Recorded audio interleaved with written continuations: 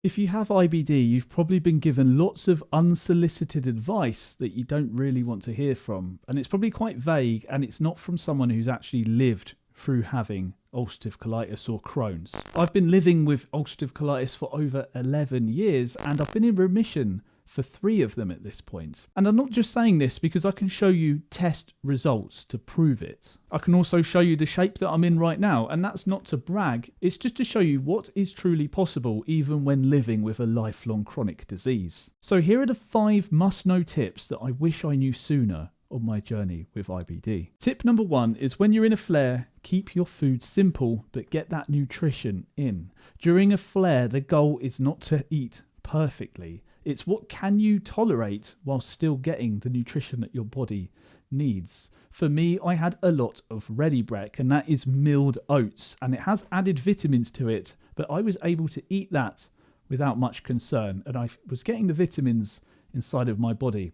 I also added peanut butter into that. I can tolerate that. You'll have to see if you can tolerate that. If peanut butter is something, then that is fantastic. Other than that, I had plain chicken, and I put that with mashed potato, and I did add some butter in to add some calories, because one of the main problems is it's so easy to lose weight. So get some extra calories in, but keep it boring and safe. I made sure that I was prioritizing protein, because protein is the building blocks for repairing the damage that's going on.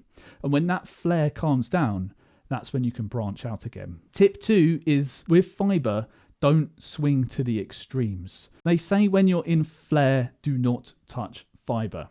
And that is totally fair. You don't want to be running to the toilet all the time. But when I wasn't flaring, I went into full fiber mode. I thought, my gut is repaired now. I need fiber. But it caused me a lot of pain. It caused me so much gas, and I had to take off the gas of the amount of fiber that I was eating. Don't go too hard, too fast with your fiber intake. And I know a lot of you may have a bit of trauma around that fiber, and you might consider still not eating much to this day. It does require some experimentation, and fiber can help you feel full, because I wanted to feel full and satiated for most of the day, so I didn't have to keep eating. But forcing loads of that fiber in, it can definitely backfire. And there's been so many times where I've eaten so much fiber and gone upstairs, and I've had to lie down and on my side to try and alleviate the pain that I'm in. Tip 3 is, this is a major one, learn the warning signs before you flare. And mood is often the first warning sign.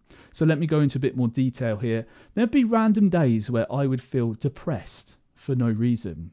And then a few days later, I'd find myself in a flare. I'd find myself bleeding when I went to the bathroom. And then I'd look back and think, that's why I was upset. That's why I felt so depressed. And oftentimes I'd feel really low, like unnaturally depressed for no reason. There's just literally no reason for me to feel that sad. And I would never expect it at the time. I would think, I must just be having a low day. There's no reason for me to be sad. And then the flare would rear its ugly head. I'm not saying every bad day means that you're definitely going to flare, but the times where I felt what I like to call unnatural depression, unnatural sadness, it's definitely tied to my gut and the health of my gut.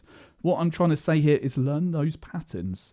Do you see that in yourself? Before you flare, did you feel really sad? They say that the gut is the second brain of the body.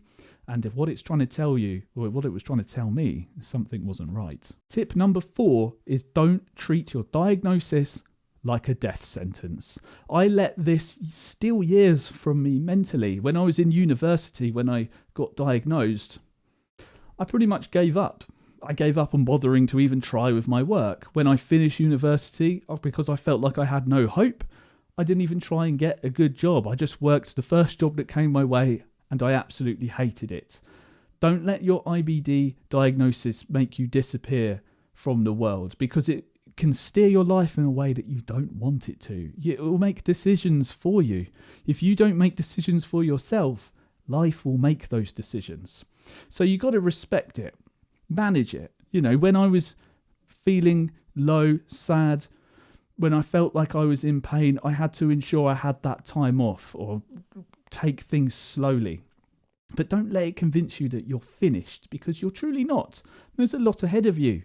You just need to get on that medication that gets you out of that flare state, and then it won't feel like such a death sentence anymore. Tip number 5 is tell your workplace what's going on. When I applied for new jobs after my diagnosis, they would often say, do you want to declare any disabilities? And I went straight to that point and I said yes. I said, I've got inflammatory bowel disease. I may need to go to the toilet frequently. There may be days I need off for hospital visits or blood tests. And because of that, when those things come up, I've got nothing to worry about. I have told them ahead of time that I have this problem. It's a disability, and they're okay with that. Your workplace should make accommodations for you. They should allow you to go to the bathroom if you need frequently. They should allow you the time to go to the hospital. And it's a hell of a lot easier if you tell your workplace from the start. So those were my 5 tips. Now, this is coming from someone with lived experience. I just want to make it clear, I'm not a doctor. I'm just someone that's been around the block a fair few times with ulcerative colitis. If you have IBD, what is one of those things that you wish you knew sooner? And maybe we can help each other out in the comments.